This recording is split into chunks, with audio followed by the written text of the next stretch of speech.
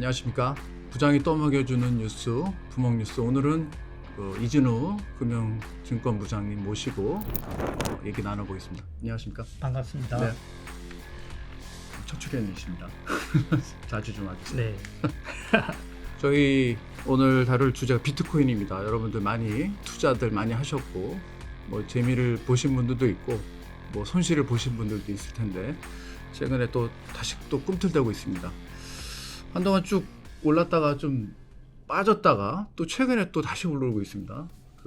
1억 원 갈 수 있을까요? 글쎄요, 뭐 비트코인의 가치는 크게 변동은 없는데 워낙 시세가 많이 움직이다 보니까 최근의 추세로 본다면은 가능성 있다. 네. 이런 전망이 더 많은 상황입니다. 비트코인 관련해서 이 유력한 대선 후보 트럼프 후보가 뭐 또 지난 주말에 네, 또 네. 한마디 한 것 같습니다. 그래서 또 다시 또 꿈틀대는 것 같은데 뭐라고 했나요? 네, 일단 기사를 제가 조금 읽어드리면 트럼프가 지난 27일 현지 시간 테네시주 내스빌에서 열린 한 컨퍼런스에서 여러 얘기를 했는데요. 본인이 당선되면 미국 정부가 비트코인을 보유하는 게 행정부의 정책이 될 것이라며 모든 미국인이 그 엄청난 부의 혜택을 입도록 영구적 국가 자산으로 만들겠다고 강조했습니다. 그리고 자신이 당선된다면 비트코인과 가상자산은 그동안 보지 못했던 수준으로 오를 것이라며 안정적인 가상자산 규제안을 통해 미국의 달러 지배력을 강화할 것이라고 설명했습니다. 아, 네. 뭐 never sell, 절대 팔지 마라 이런 얘기도 했더라고요. 네. 미국의 전략적인 국가 비축 뭐 이게 처음 듣는 단어 같기도 한데 이게 어떤 의미인 겁니까? 네, 이게 상당히 큰 이제 의미가 있다고 전문가들은 해석을 하고 있는데요.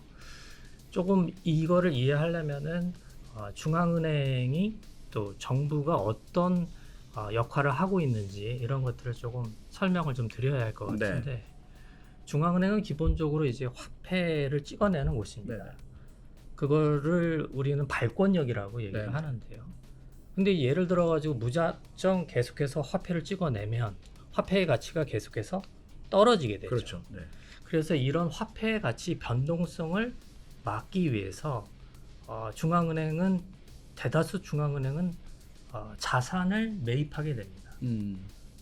그 대표적인 자산이 바로 금이죠. 네. 예, 그래서 중앙은행은 금 혹은 국채 네. 이런 자산을 매입함으로써 화폐 가치의 변동성을 이렇게 줄이려고 하게 되는데 네.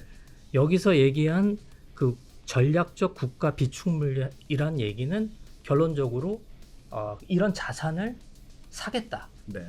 이런 얘기인데 그 자산 중에 하나가 이제는 비트코인이 될 것이다.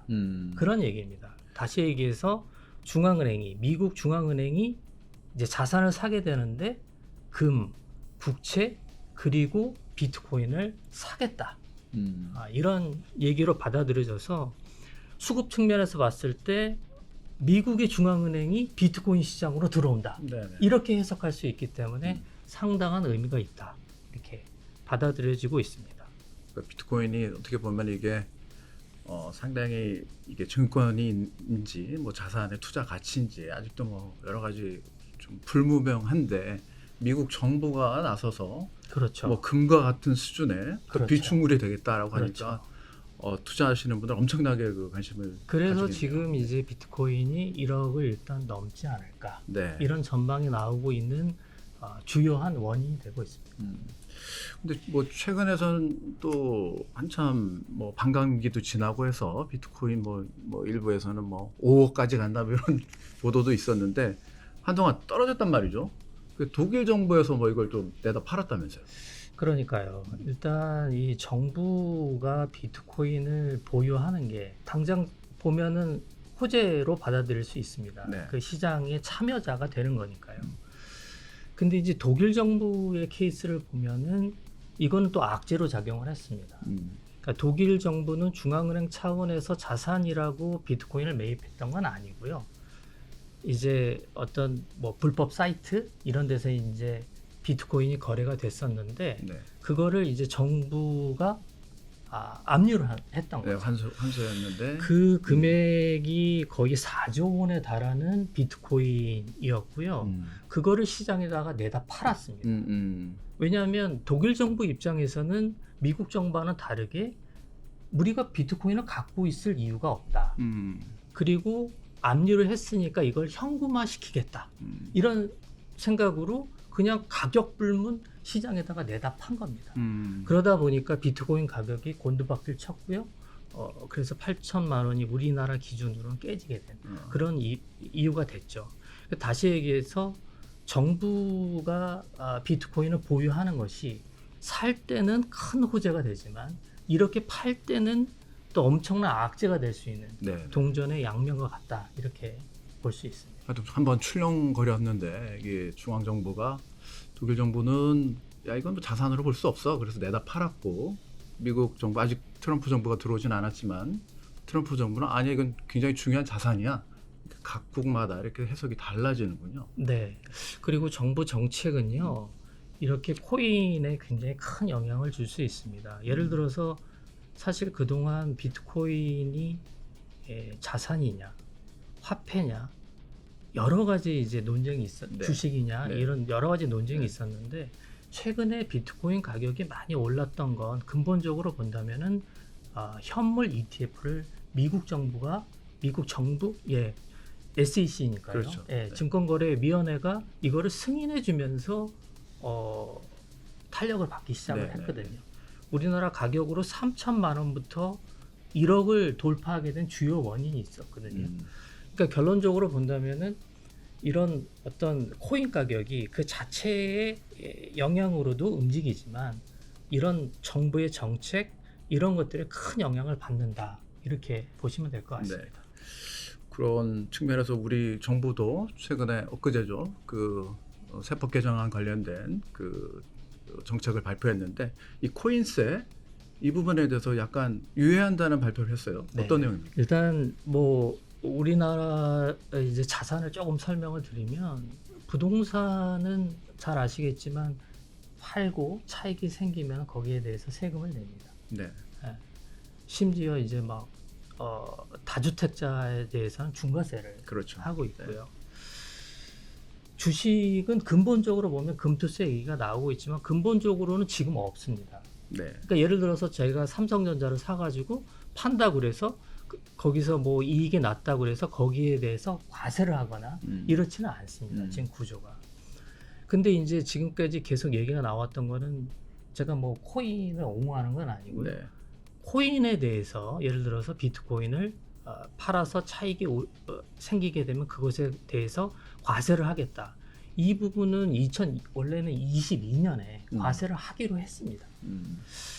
근데 이제 코인러들이 반발을 많이 했죠. 네네. 예. 그래서 그리고 제가 말씀드린 대로 어떤 자산 간의 형평성 문제에서도 좀 부적절하다 이런 지적도 나왔었고요.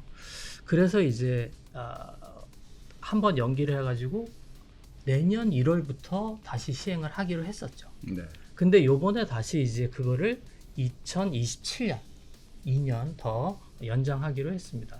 주요 이유 중에 하나는 사실 코인 과세는 누가 돈을 벌었냐를 정확하게 알아야 과세를 하게 되는데 코인은 아직도 그런 인프라가 조금 부족하다. 그렇죠. 예, 그런 부분 때문에 또 연기가 된 부분도 있습니다.